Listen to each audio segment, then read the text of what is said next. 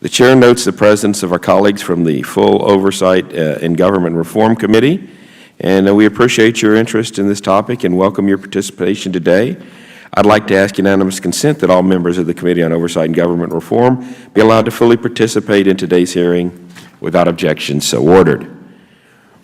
Well, good morning. Today's Subcommittee on the Interior, Energy, and Environment and the Subcommittee on Intergovernmental Affairs will examine federal impediments to infrastructure development.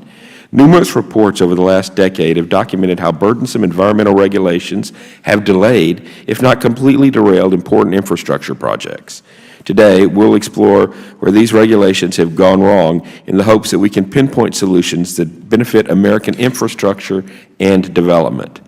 Under the Clean Air Act, every 5 years, the Environmental Protection Agency is required to evaluate and, if needed, set national ambient air quality standards, and that's called NAAQS for those of you who don't speak government vernacular, to ensure that pollutants are not hurting public health or the environment.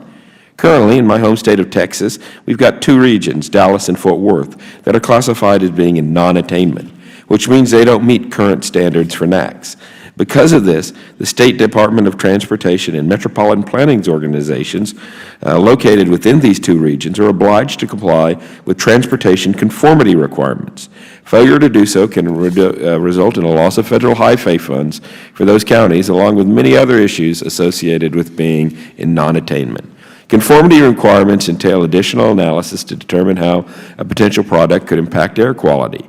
These requirements lengthen an already significant planning process by a minimum of 6 months and have resulted in cost delays costing over $65 million just in the Dallas-Fort Worth and Houston regions. By forcing state and local governments to spend more money on burdensome red tape, fewer roads are paved, meaning there's fewer construction jobs and more traffic congestion, which in fact results in more emissions. In October of 2015, the EPA revised NAAQS and lowered the standard for ozone, a recognized pollutant, from 75 parts per billion to 70 parts per billion. Under this proposed revision, the San Antonio and El Paso regions will join Dallas-Fort Worth and Houston in non-attainment, costing even more jobs, running up expenses, and hindering much-needed infrastructure projects. In addition to the non-attainment issues, the National Environmental Policy Act, known as NEPA, has become one of the most burdensome regulations facing project development in America. This law was passed with great intentions almost 50 years ago, but has been expanded by constant tinkering by federal agencies. The time for a full environmental review for a highway project has grown from 2 years to over 8 in some cases. State and local agencies have to navigate reams of federal regulations and an alphabet soup of federal agencies, all of whom need to sign off on a project under NEPA.